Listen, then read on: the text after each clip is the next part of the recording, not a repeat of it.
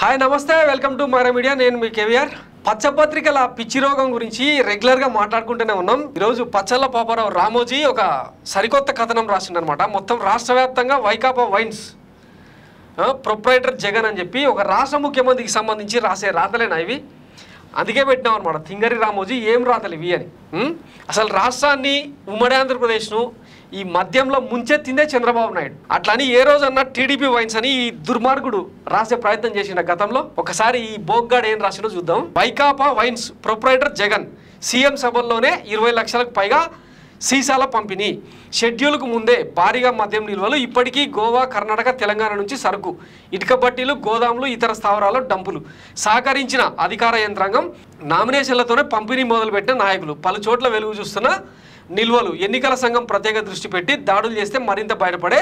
అవకాశం సరే ఈ రాసినట్టు అంటే ప్రతి రూరల్ ఏరియాలో ప్రతి మండలంలో కంట్రిబ్యూటర్లు కథ కాకరకాయ ఉంటారు కదా వాళ్ళకి తెలుసు కదా మరి ఆ డంపులు ఏడున్నాయో ఎలక్షన్ అబ్జర్వర్స్ ఉంటారు ఎన్నికల సంఘం ఉంటుంది పోలీసులు ఉంటారు వాళ్ళకి చెప్తే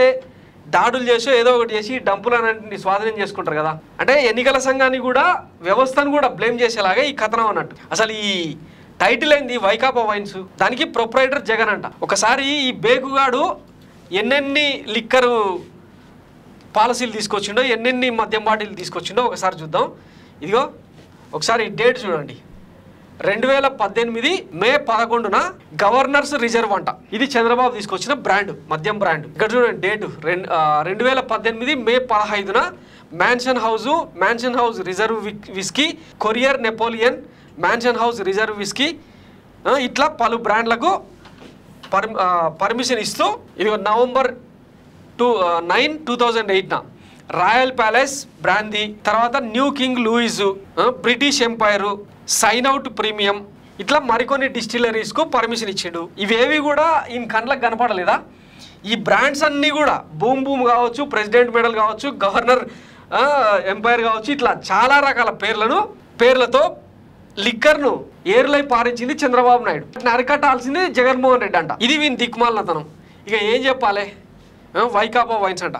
వైఎస్ఆర్సీపీ ప్రభుత్వం అధికారంలోకి వచ్చిన తర్వాత ఒక్కటంటే ఒక్క డిస్టిలరీకి పర్మిషన్ ఇచ్చిండ్రా ఒక్క కొత్త బ్రాండ్కైనా పర్మిషన్ ఇచ్చిందా ఒకసారి నిలదీయండి ఊరికే ఇట్లాంటి తప్పుడు రాతలు రాస్తే ఎట్లా రాష్ట్రం పరువును గంగలో కలిపేలాగా ఇట్లాంటి రాతలు రాస్తుండి ఈ రామోజీని ఏం చేయాలి గతంలో 94లో ఎన్నికల సందర్భంగా ఎన్టీ రామారావు మద్య నిషేధం అనే ఒక పాలసీని తీసుకొస్తే అప్పట్లో దూబగుంట రోషమ్మ అనే ఒక సామాజిక ఉద్యమకారిని వాళ్ళ ఊర్లో నాటుసారాన్ని బంద్ చేయాలనే ఆమె ఉద్యమాన్ని తీస్తే దాన్ని తీసుకొచ్చి పేజీలు వార్తలు రాసుకొచ్చింది దిక్కుమాలనోడు